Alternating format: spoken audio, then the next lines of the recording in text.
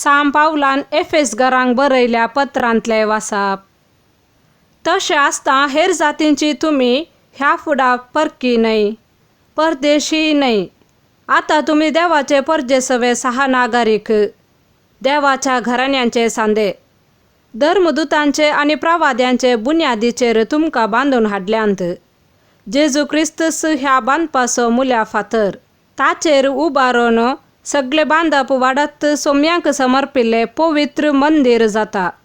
क्रिस्ताच्या एकवटाक मेळिल्ल्या तुमकां हेरां सांगता, पवित्र आत्म्या उदेशी देवाचे मंदीर जायशे बांदून हाडल्यांत. देवाचे उतार हे. सांज प्रमाणे जेजू क्रिस्ताची शुभ वार्ता. 12 जाणांतलो एकलो जवळो म्हणटात तो तोमास जेजू आयिल्ल्या वेळार तांचे सांगाता नातलोलो. आमी सोम्यांक पळयलो म्हणून हेरां शिसांनी ताका सांगलें.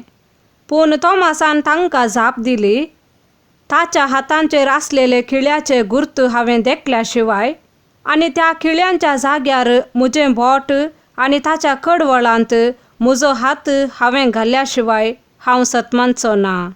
8 दीस उतरले. शीस परत्यान घरा भितर आसले. तोमासी तांचे सांगाता आसलो. दारां धांपून आसली तरी जेजू येवन तांचे मदेगांत रावलो आनी शांती तुमकां म्हणालो.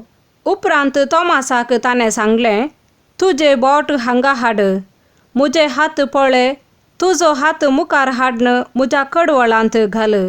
बेविश्वासी जायनाका, भगार सतमान. तवळ तोमासान म्हणलें, म्हज्या सोम्या, म्हज्या देवा.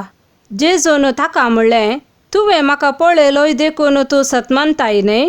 पळय नासता सतमनतात ते कितले भागी. देवाचे उतार हे.